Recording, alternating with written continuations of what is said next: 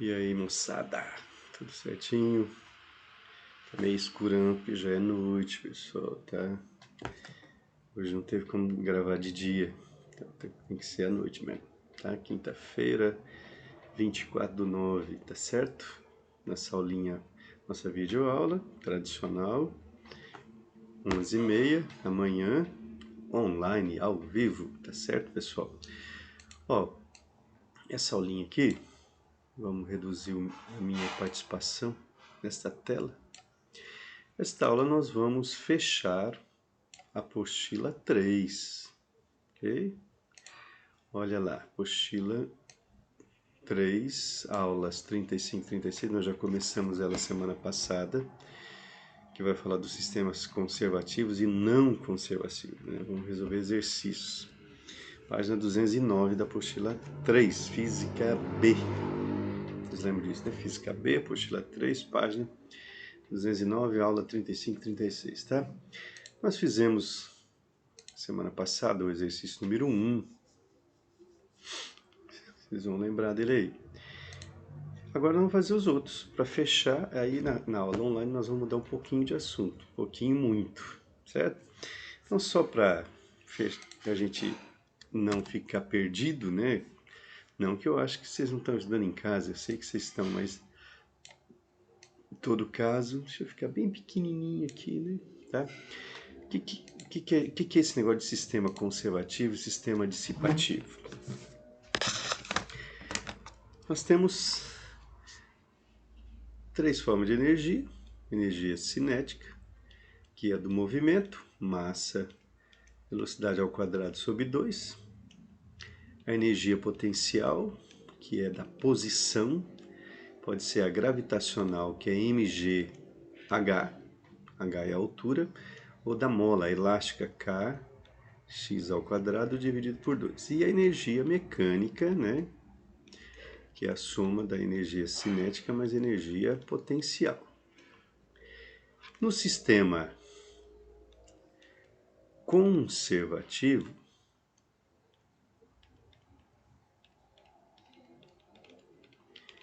a energia mecânica não se altera, ela é constante. Então, para isso acontecer, não pode ter nenhuma forma de atrito. O chão tem que ser todo liso, a queda tem que ser sem resistência do ar, tem que ser no vácuo, tá? Aí o que nós vamos ter aqui, ó? Nós vamos ter, quando a energia cinética aumenta, a potencial diminui, ou quando a potencial aumenta, a energia cinética diminui, para que o resultado, a soma, fique sempre igual. O sistema dissipativo, dissipar é perder, é aquele que a energia mecânica diminui. A energia mecânica final fica menor que a energia mecânica inicial. Houve uma perda de energia mecânica, virou térmica, então o atrito realizou o trabalho. O trabalho da força de atrito foi realizado usando essa energia mecânica que foi perdida pelo sistema. Então, nós falamos disso bastante. Sei até que vocês tiveram um outro enfoque até meio histórico com o professor Ishibasauro, né? Então vocês estão especialistas nessa área aí, ok? Então os exercícios, vamos falar nada melhor do que exercício para a gente entender a matéria. É o seguinte, ó, o exercício número 2. Uma bolinha de aço é abandonada com velocidade inicial nula. Se ela é abandonada, então a velocidade do ponto M é 0, né? Abandonar é só soltar, é diferente de atirar. A partir do ponto M da calha indicada na figura, onde desliza com atrito desprezível. Qual das opções seguintes melhor representa a trajetória da bola depois de sair da calha na extremidade? Despreze a resistência do ar. Bom, pessoal, esse exercício é meio clássico, né? Muita gente, quando marca a letra B. Mas não é não. Seria a letra B, quer dizer, nem seria, mas se a calha continuasse até lá em cima, até teria sentido imaginar que a bolinha estivesse na posição que ela mostra na letra B. Mas por que que não é? Ó, vamos dizer, aqui é o nosso solo, tá?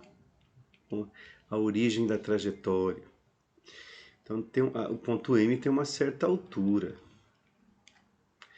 E eu sei, ele falou aqui, ó, em algum lugar, que onde desliza com atrito desprezível.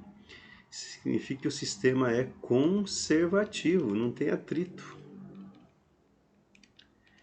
Então, o sistema, no caso, a bolinha, não vai perder energia.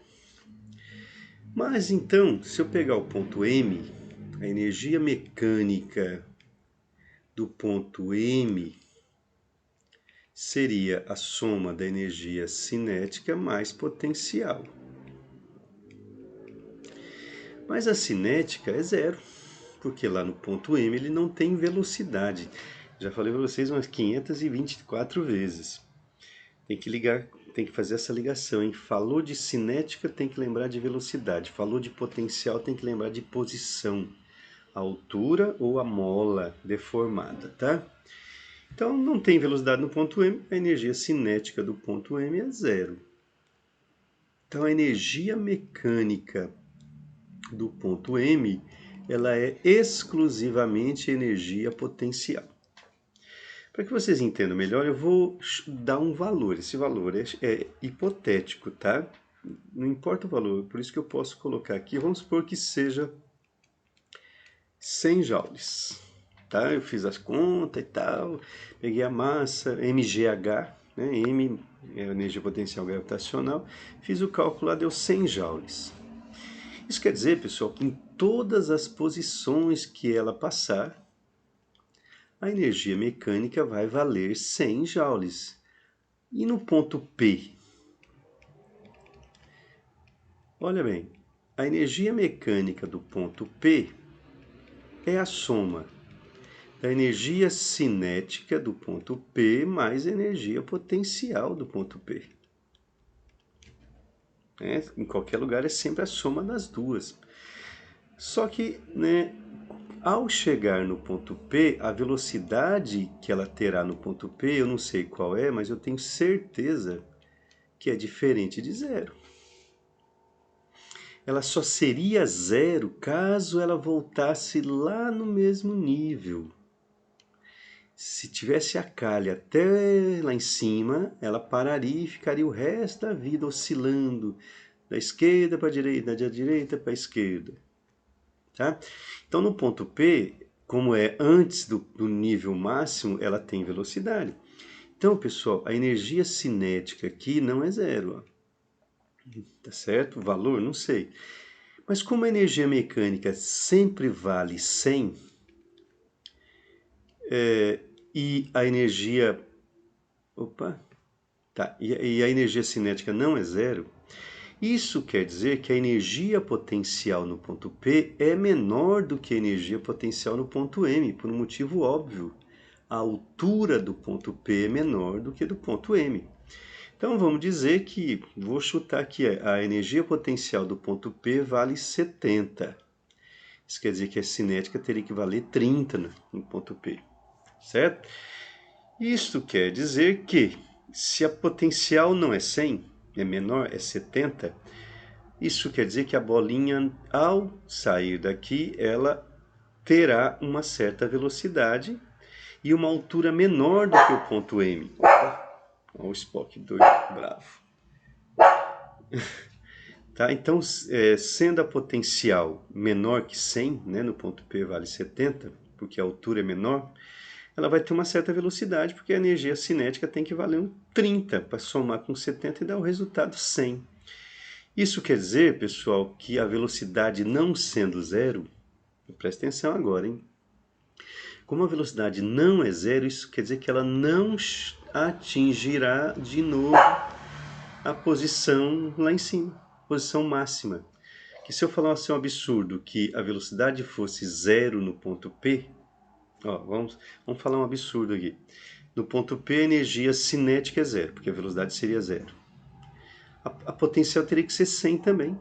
Mas como é que a potencial vai ser 100 se a altura do ponto P é menor do que do ponto M? Então não faz sentido.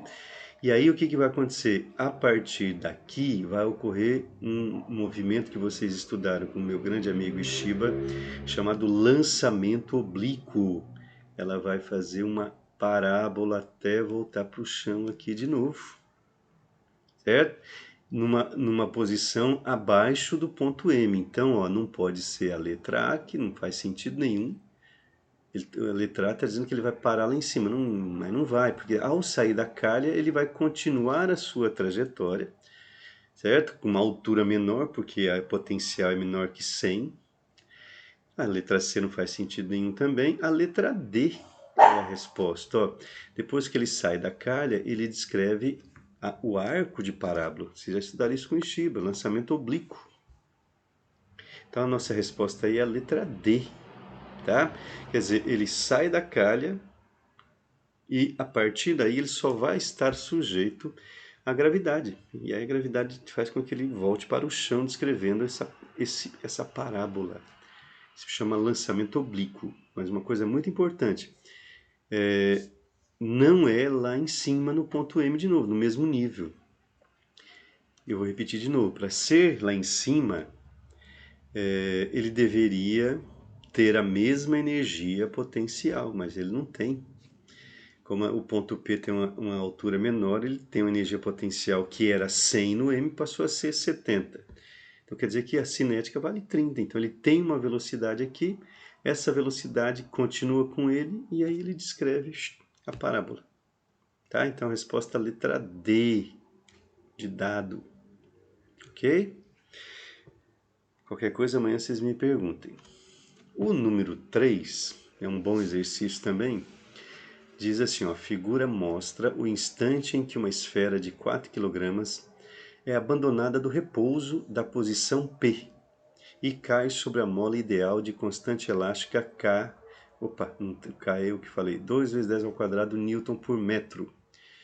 O maior valor da velocidade atingida por essa esfera no seu movimento descendente é... Olha bem, de novo a gente está num sistema ideal. Então não existe atrito nesse sistema. De novo, sistema conservativo. Tá? Então tudo começa nesse ponto aqui, que nós vamos chamar de ponto 1, certo? Então, pessoal, olha lá, a bolinha sai desta posição, bate na mola, certo? A partir do momento que ela bate na mola, ela começa a receber uma força chamada força elástica. Durante a sua queda, antes de chegar na mola, ela está sujeita à força peso. Vocês lembram do peso mg? Quando chega ao encontrar com a mola, o peso vai continuar atuando, porque a Terra vai continuar puxando, só que aí nós vamos ter a força da mola, que é a força elástica. Para quem não lembra da fórmula, é Kx. K é a constante que o cara deu ali, ó, K vale 2 vezes 10 ao quadrado Newton por metro. E o X é a deformação, quanto que ela vai comprimir a mola, certo? Ele quer saber qual é o maior valor da velocidade atingida por ele. Ó, o peso, como é mg, a massa dele não vai mudar e a gravidade não vai mudar. O peso não muda nunca. Só que a força elástica, pessoal, ela é zero na hora que ele chega na mola. E a partir do momento que ele vai deformando a mola, esse X vai aumentando e a força elástica vai aumentando. Então ela começa pequenininha, eu vou fazer aqui, ó. Por exemplo, ó, o peso sempre o mesmo tamanho. Na hora que ela chega na mola, ó, a molinha aqui, tá? Na hora que ela chega na mola não tem força elástica. Aí daqui a pouquinho ela começa a deformar a mola. Ou seja, o peso não vai mudar e a força elástica começa a crescer. Chega uma hora que eu não sei exatamente onde é, que o peso continua com o mesmo tamanho e a força elástica fica no mesmo tamanho do peso. Nesse momento, uma anula a outra. Ou seja, o peso não ganha mais da força elástica. Isso quer dizer que, porque enquanto o peso for maior que a força elástica, que é para cima, ele continua acelerado para baixo. Isso quer dizer que a velocidade continua aumentando. Aí na hora que uma iguala com a outra, elas se anulam.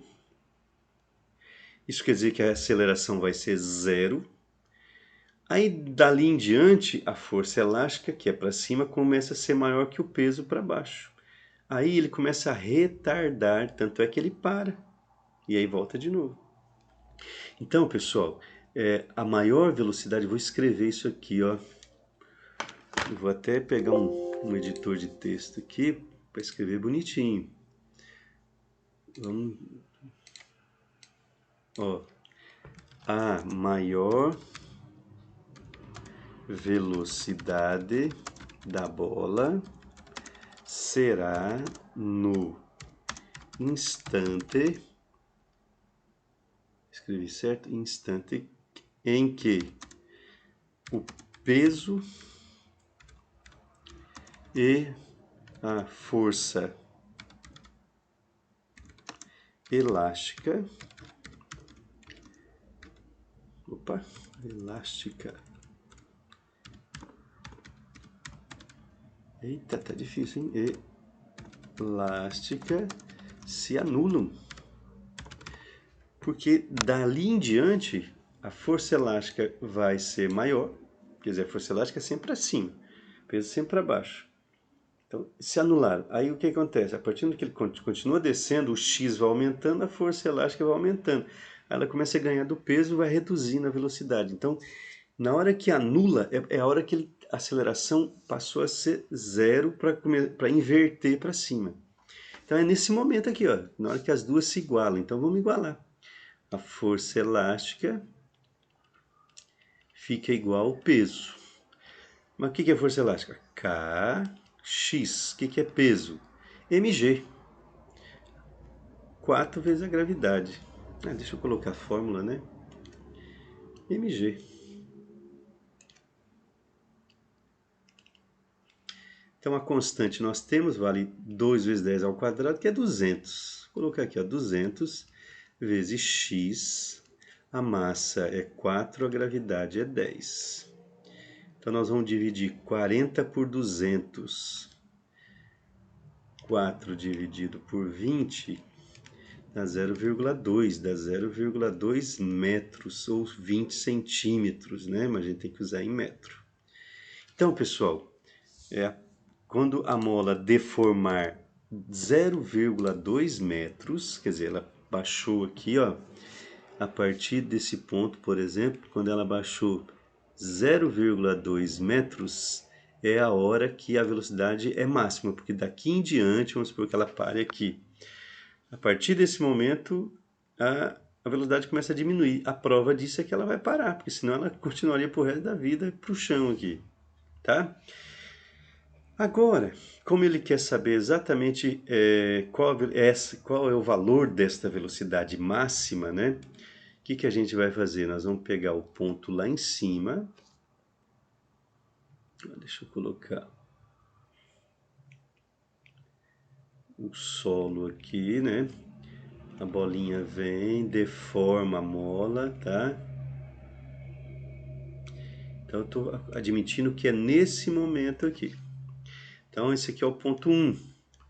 Aqui onde a velocidade é máxima, nós vamos chamar de ponto 2. Como o sistema é conservativo, eu vou dizer para vocês que a energia mecânica do ponto 1 é igual à energia mecânica do ponto 2. O que é energia mecânica? Soma da cinética mais potencial, que é igual a cinética do ponto 2 mais a potencial do ponto 2. Mas ele partiu do repouso lá do ponto 1, então a cinética é zero. Deixa eu aumentar a tela. A cinética é zero. Ele só tem energia potencial gravitacional. E eu escrevi 2 e é 1, né? Maurão, essa sua idade de 30 anos está acabando com você. Aqui. EP1. Então vai ser MGH.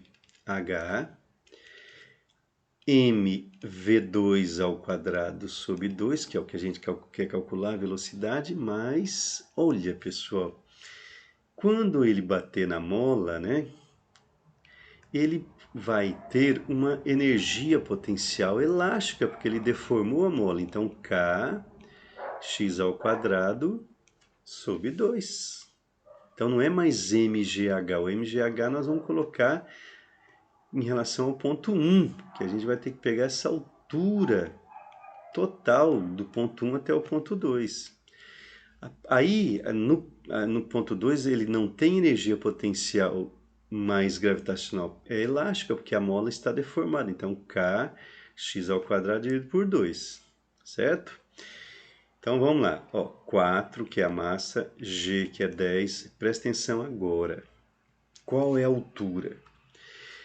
O exercício está mostrando que 70 centímetros, que seria 0,7 metros. É só dividir por 100, né? Centímetros. Mas essa não é a altura. Essa é a altura na hora que ele chega na mola. E eu estou analisando na hora que ele deformou e a partir daqui que a velocidade vai começar a reduzir.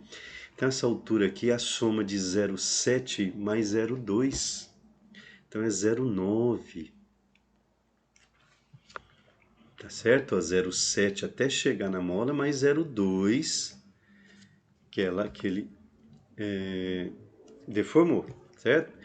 Igual massa 4, velocidade ao quadrado sobre 2, mais K, que é 200, x, que é 0,2, né? Ele deformou 0,2 ao quadrado dividido por 2. Então, isso vai dar 4 vezes 9, 36. 4 dividido por 2 vai dar 2v ao quadrado, mais 0,2 ao quadrado dá 0,04. Fazer a continha aqui, né? Não, acho que nem precisa. Vai dar 0,04. O 200 com 2 dá 100, vai dar 4. Vai dar 4. Passo 4 para o outro lado, negativo, vai ficar 32, né? 36 menos 4. 2v quadrado. Então, v quadrado é igual a 16. Tira a raiz quadrada. Então, v é igual a 4 metros por segundo. Então, a máxima velocidade que esse objeto terá é aquela, já está até a respostinha aqui, 4 metros por segundo, certo? É um exercício difícil, pessoal. Esse aqui a gente tem que saber tudo sobre energias, sobre movimento acelerado, retardado, sobre as leis de Newton. Ele envolve muita coisa, tá?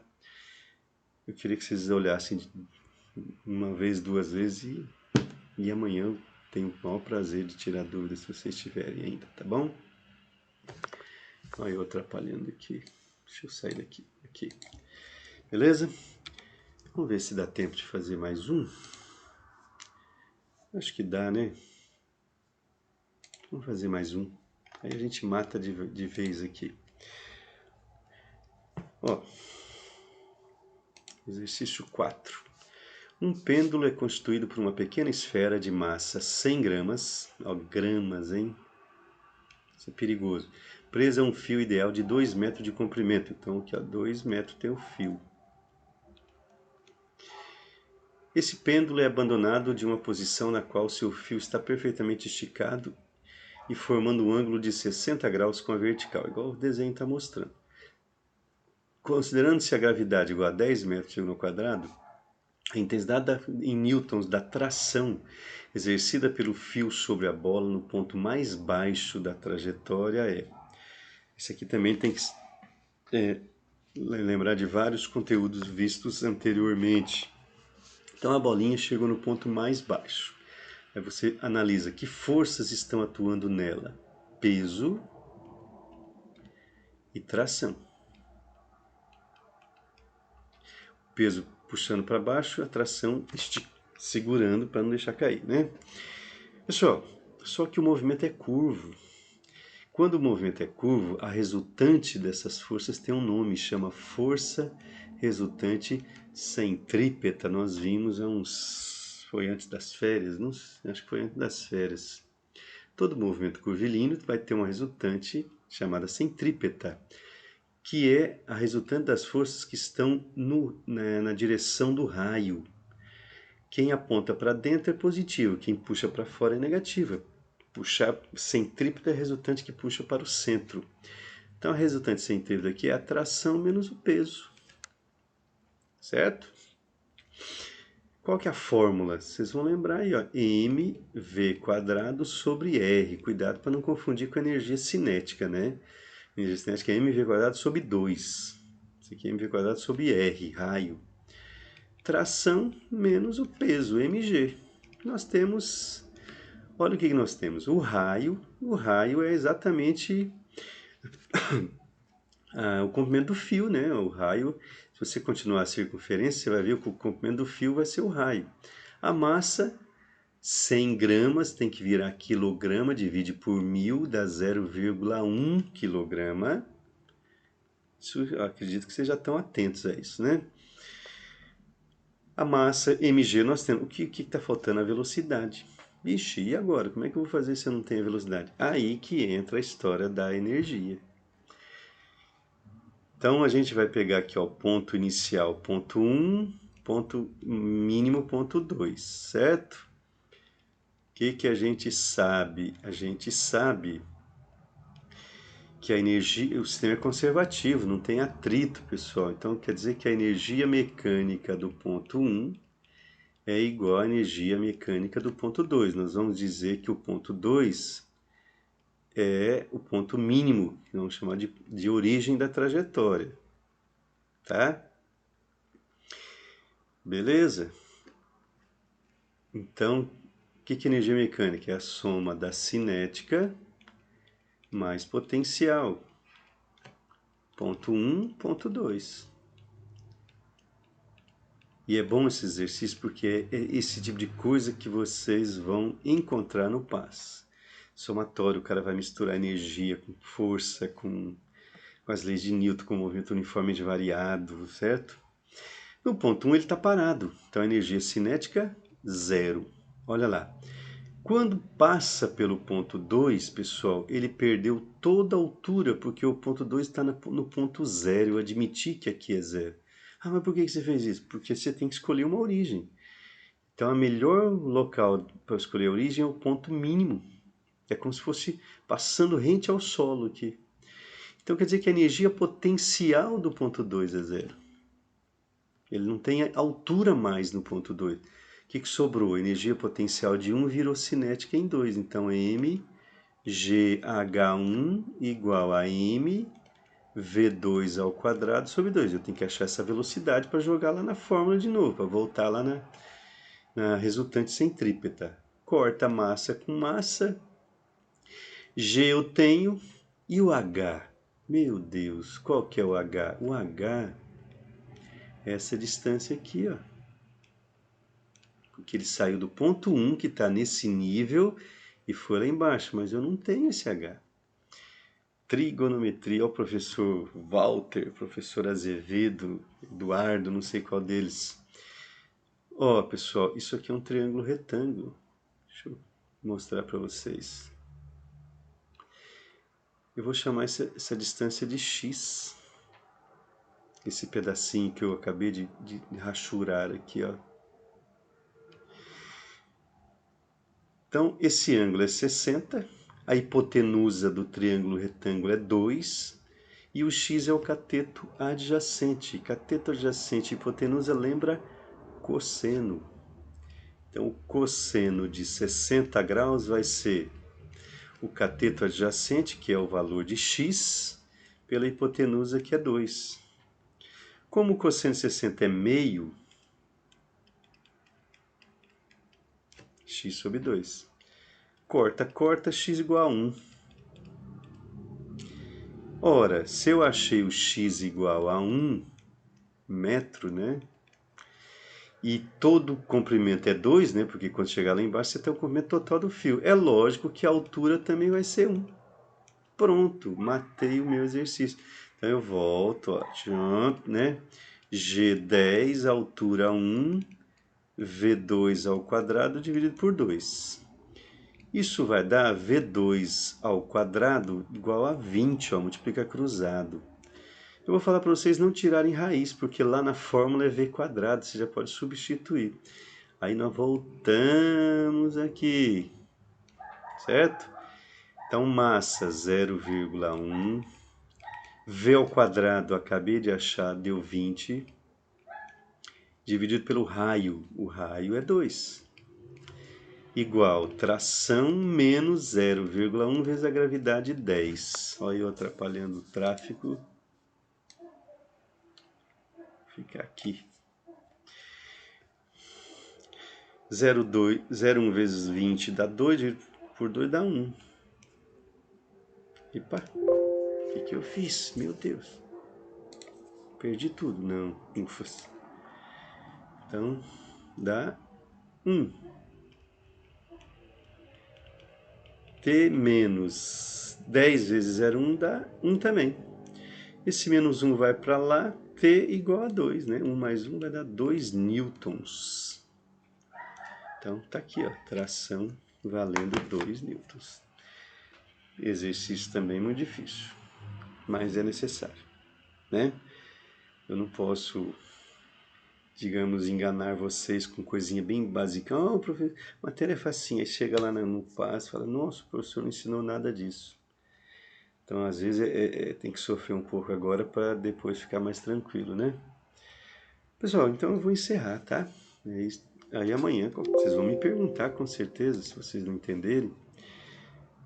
Eu terei o maior prazer em tirar dúvidas, tá ok? Então dá uma olhadinha nesses 3 exercícios que a gente fez e veja qual é o problema. Anota, a minha dúvida é essa. Aí, antes da gente começar a matéria da aula online, a gente discutirá com vocês, tá? Então até amanhã, tudo de bom. Até amanhã que eu digo até sexta. Um abraço então, tá?